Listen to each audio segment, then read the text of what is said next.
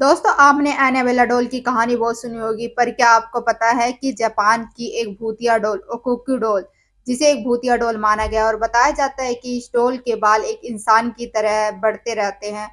और इस डॉल के पीछे का रहस्य क्या है, आपको बताएंगे कि ये डॉल कहाँ से आई और आखिर इस डॉल को भूतिया डॉल क्यों कहा जाता है। नमस्कार दोस्तों, आखिर उस डॉल के पीछे का रहस्य क्या है, उस डॉल को भूतिया डॉल क्यों कहा जाता है।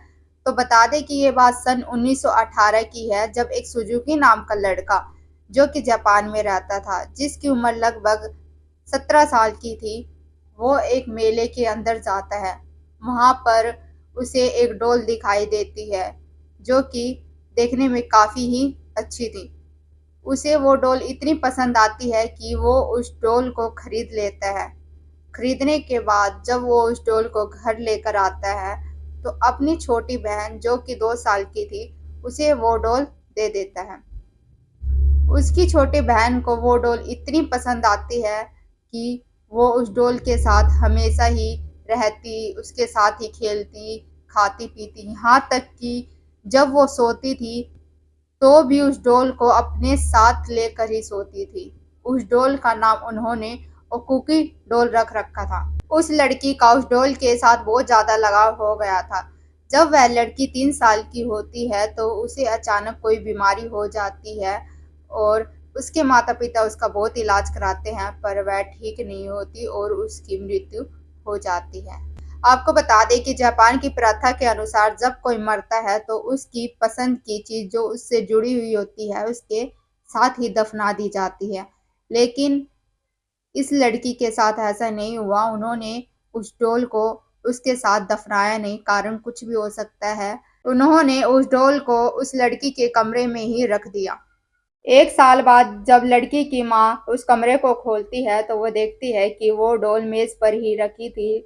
लेकिन उस डॉल को देखकर वह हैरान हो जाती है। वो देखती है कि उस डॉल के बाल कमर तक थे, जबकि उस डॉल को खरीद कर जब लाया गया था तब उसके बाल कंधे तक थे। लेकिन जब अब देखती है तो उसके बाल कमर तक थे। ये देखकर वो काफी हैरान हो जाती है और अपने पति और अपने बेटे को बुलाती है और उन्हें सारी बात बताती है।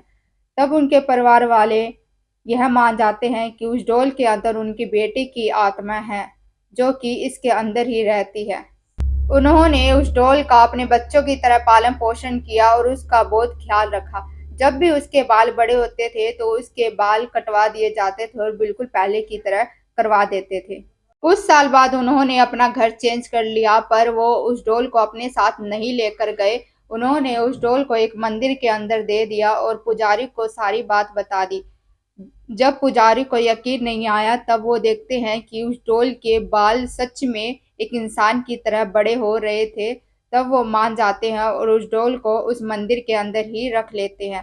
जब उस डॉल के बाल बड़े होते थे तो पुजारी थे, वो उनके बाल कटवा दिया करते थे और बिल्कुल वैसे ही कर देते थे जैसे कि वो डॉल पहले थी।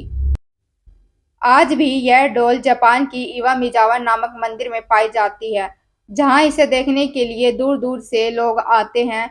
और बताया जाता है कि मंदिर के जो पुजारी हैं वो इसके बाल कटवाते रहते हैं और बिल्कुल पहले की तरह इस गुड़िया को वैसा ही कर देते हैं जैसे कि ये पहले थी। दोस्तों, आज की जो स्टोरी थी ओकोकू डॉल की थी, जो कि जापान की एक गुड़िया है और इसे भूतिया गुड़िया कहा जाता है।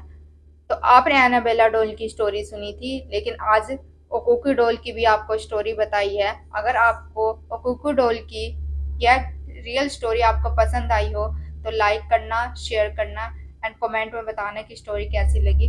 धन्यवाद दोस्तों।